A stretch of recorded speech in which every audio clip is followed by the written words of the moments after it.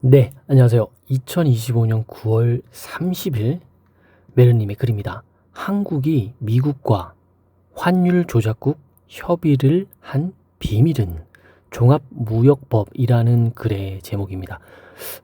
이거 제목 보고 너무 궁금하더라고요. 이게 환율 조작국이라고 미국이 한국한테 말을 했잖아요. 근데 이게 협의를 했다네요.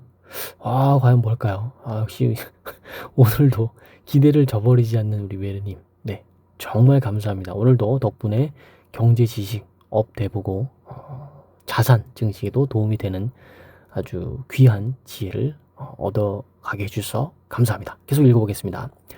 오늘 할 이야기는 환율 조작국에 대한 내용이다. 1번, 미국은 2015년에 제정된 무역촉진법으로 주요 교역국의 환율 정책을 평가해 왔다. 무역촉진법에 의한 평가 기준은 세 가지이다. 첫 번째, 대미 무역 흑자가 150억 달러 이상. 두 번째, 경상수지 흑자가 GDP 대비 3% 이상. 세 번째, 외환시장 개입. 이렇게 되어 있습니다.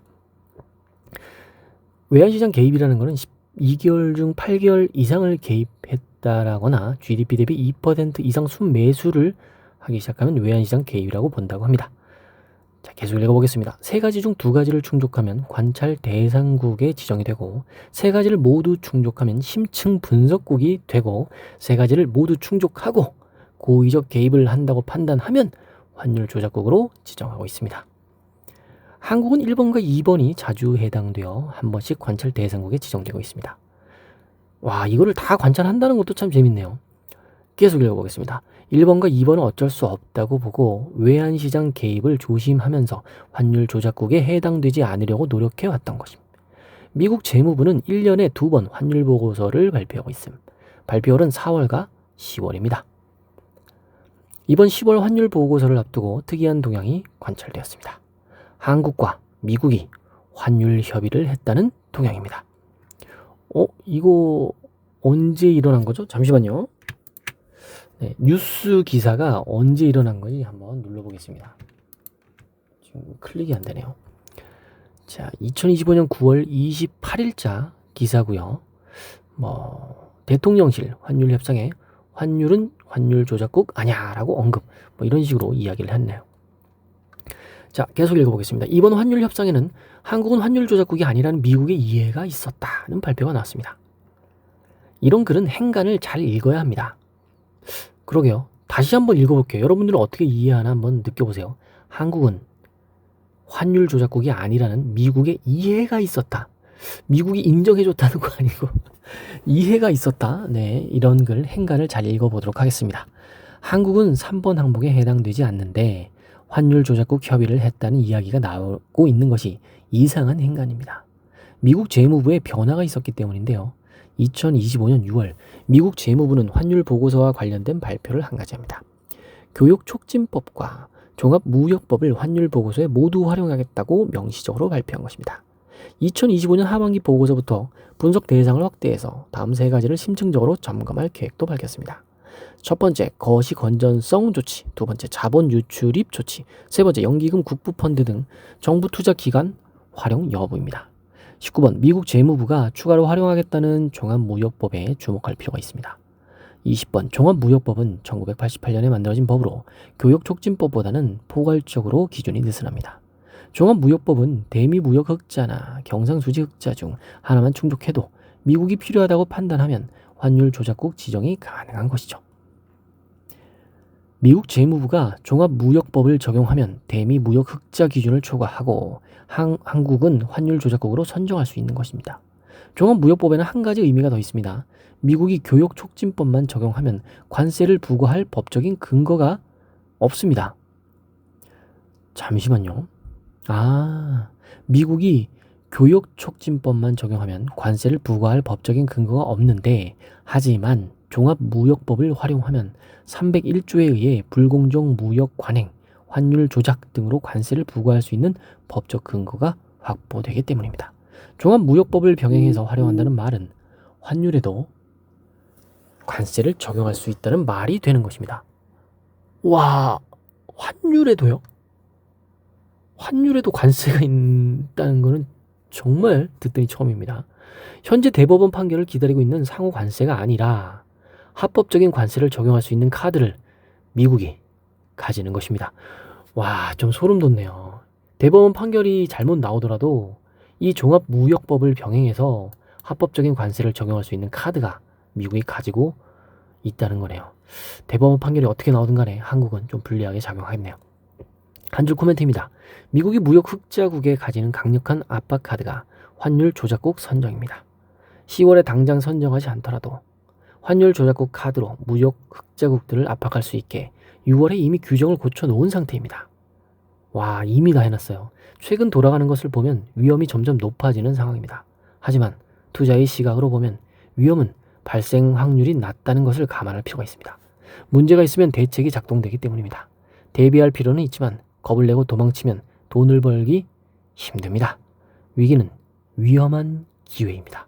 와, 명언을 또 남겨주시네요. 위기는 위험한 기회. 와, 어떻게 이런 말 하지? 위기는 위험한 기회. 네, 위기는 위험한 기회다라니 기가 막힌 해석이네요. 감탄했습니다. 이거 제 화무님의 댓글인데 저도 지금 감탄해서 한 3번 읽었죠. 자, 여로님의 댓글입니다. IMF 글하고 이번 글하고 뭔가 말하시는 내용이 있는 것 같은데 잘 모르겠네요. 사람들은 찍어주기를 원해요. 저는 개인적으로 그 IMF 글 보고 비중을 조금 줄였어요. 그래서 이렇게 해야죠. 제가 투자하고 있는 게 한 100%라면 지금 거의 저는 한 70%를 현금으로 돌려놨습니다. 30%만 가지고도 수익이 나면 전 괜찮습니다. 그 정도면 충분히 먹고 살아요. 그런데 70%는 언제 쓰냐?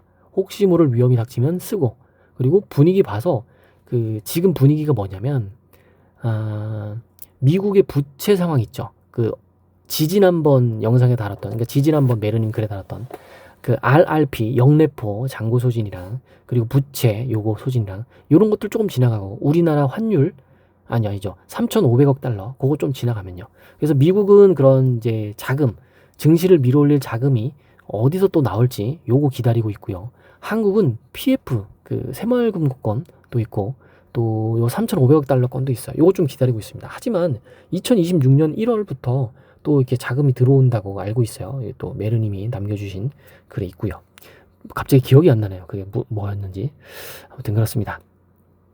자, 조금만 더 읽어보겠습니다. 댓글이 좀 재밌네요. 요거 이선님의 댓글입니다. 위기는 위험한 기회다.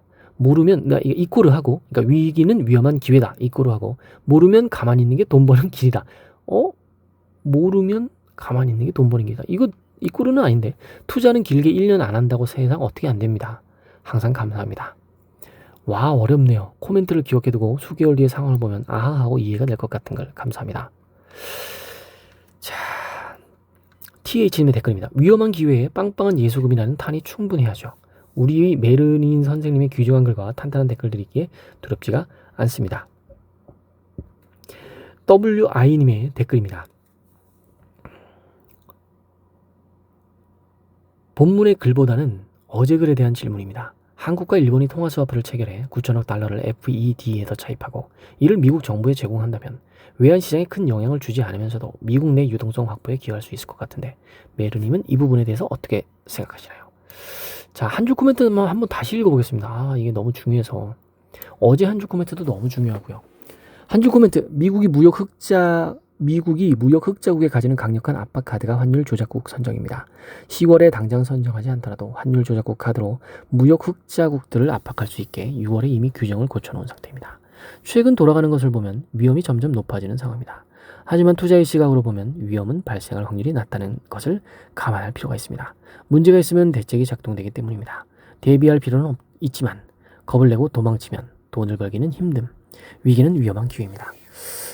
저희 나라가 5천억 달러도 안 되는데 3,500억 달러를 달라고 하니 이 상황에서 누군가 공격이 들어오면 휘청일 것 같은데 그렇지 않나요? 네, 아무튼 좀 걱정이 되면서도 또 이 걱정은 오늘 글에서처럼 정말로 돈이 되는 그런 기회라는 걸 또 알고 있으니까 참 재밌네요, 세상. 여기까지 읽어보겠습니다. 감사합니다, 메르님.